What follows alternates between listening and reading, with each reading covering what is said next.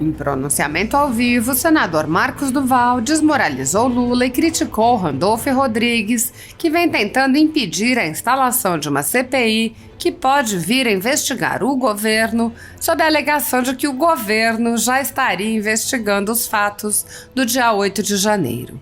Nesta atuada, ele explicou suas visões quanto ao STF, no que toca ao impeachment de Lula e a respeito da presidência do Senado e do impeachment de ministros do STF. O parlamentar encetou abordando o caráter político da descondenação de Lula. Quanto ao governo Lula, não tenham dúvida nenhuma de que sou oposição. Como vou defender quem responde processo criminal, que ainda está respondendo? Ontem estive em um debate com um representante do PT e ele ficou bem nervoso quando falei que o Lula ainda responde a processo criminal. Ele disse que o Lula foi inocentado e eu falei que não. Entra no site da Justiça de São Paulo e estão os processos a que ele responde, mesmo com essa manobra de que era da região A e tinha que ser julgado na região B. Isso é óbvio para todo mundo que foi uma jogada política. Como eu falo, o Brasil não é para amadores. O senador comparou a manobra jurídica que livrou Lula com o que ocorreria em um crime comum.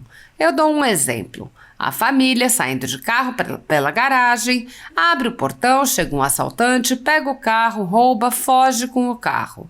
Ele foge do Espírito Santo em direção ao Rio de Janeiro.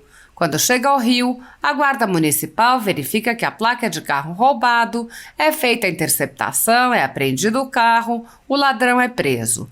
O advogado do ladrão vira e fala o seguinte: está ilegal, ele não poderia ser preso pela Guarda Municipal do Rio, teria que ser pela Polícia Militar ou pela Polícia Civil do Espírito Santo.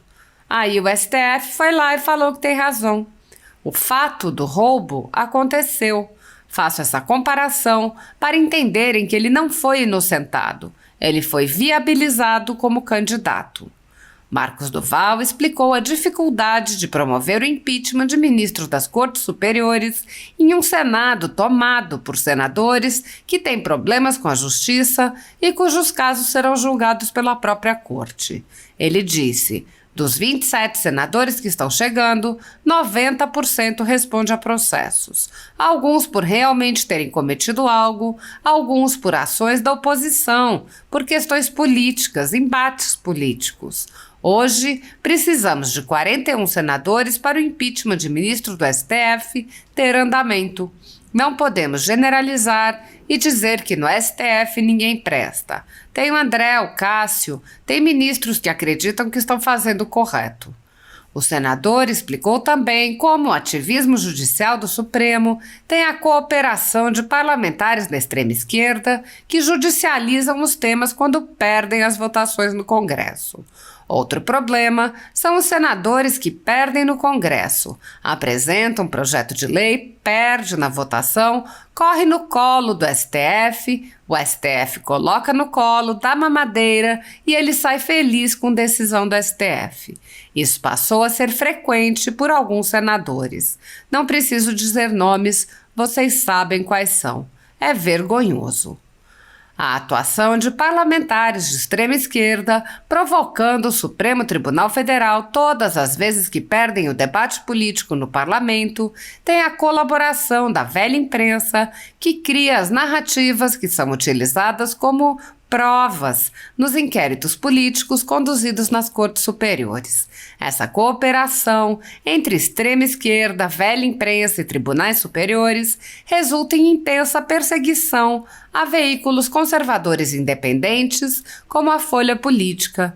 O jornal, que já teve todos os seus equipamentos apreendidos, a mando do ministro Alexandre de Moraes, do Supremo Tribunal Federal, agora tem toda a sua renda confiscada a mando do ministro Luiz Felipe Salomão, ex-corregedor do Tribunal Superior Eleitoral, com o respaldo e o aplauso dos ministros Luiz Roberto Barroso, Alexandre de Moraes e Edson Fachin. Há mais de 18 meses, a renda de jornais, sites e canais conservadores vem sendo retida sem qualquer previsão legal. Se você apoia o trabalho da Folha Política e pode ajudar a impedir o fechamento do jornal, Doe qualquer valor pelo Pix usando o QR Code que está visível na tela ou o código ajude@folhapolitica.org. Caso não utilize Pix, há a opção de transferência bancária para a conta da empresa Raposo Fernandes, disponível na descrição deste vídeo e no comentário fixado no topo. Há 10 anos, a Folha Política vem enfrentando a espiral do silêncio imposta pelo cartel midiático e trazendo os fatos da política brasileira. Pix ajude@folhapolitica.org. Assista. Eu encaminho com antecedência, porque eu faço questão que o Ministério Público me acompanhe a fiscalizar, faço isso desde o primeiro dia. Teve um senador que já quis me imputar um ato de corrupção e eu desafiei, não só ele, mas a Globo, para ver se acha alguma coisa, e foi arquivado no dia seguinte, porque não tinha nem pé nem cabeça, porque eu sempre comunico de cada centavo que eu consigo pegar de um ministério e encaminhar para o Estado, para obras de hospitais, escolas, na melhoria das condições da polícia, projeto social e tudo mais.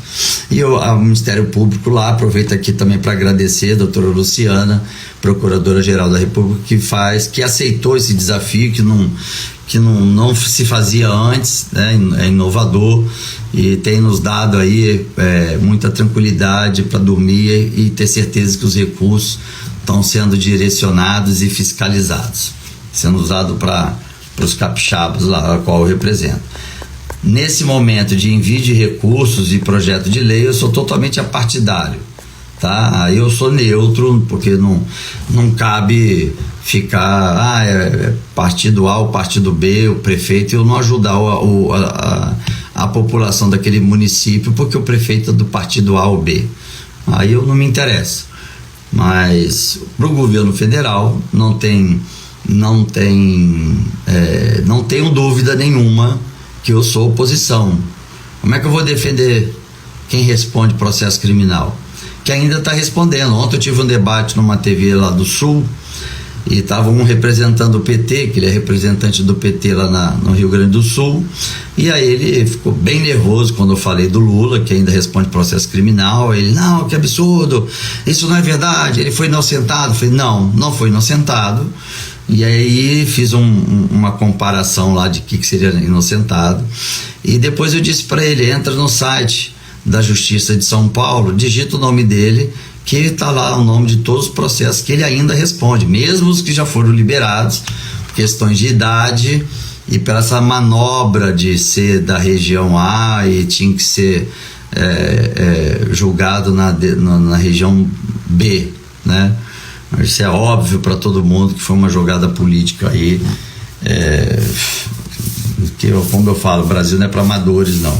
Eu dou até o exemplo, vocês podem usar também, a mesma coisa da família, saindo de carro pela garagem, lógico, aí ele abre o portão, quando ele fecha e vai para o carro, chega o assaltante, pega o carro, rouba o carro, foge com o carro, aí vamos botar exemplo, eu sou aqui do Espírito Santo, aí ele foge em direção ao Rio.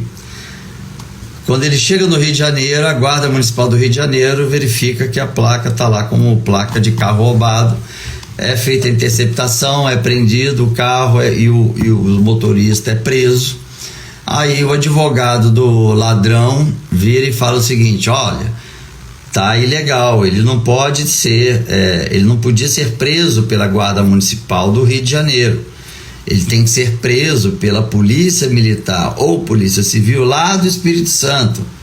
Aí o STF foi lá e falou, tem razão, mas o fato do roubo aconteceu, entendeu? Então, para fazer uma comparação em cima disso, para as pessoas entenderem que ele não foi inocentado, tá? Ele foi viabilizado como candidato, bem diferente. Nesses 27 senadores que estão chegando, eu fiz um levantamento, infelizmente, para não dizer 100%, mas tem aí uns 90 e poucos por cento dos 27 respondendo processos criminais, alguns por culpa, por ter cometido algo que nós repudiamos, e outros por questões de política, oposição, né? Igual o Mourão, vice-presidente. É oposição, é aliado do Bolsonaro, eu odeio ele. Aí inventa uma denúncia, o Ministério Público não pode prevaricar. E aí tudo que ele responde a nível estadual, virou senador, vem tudo aqui pro STF.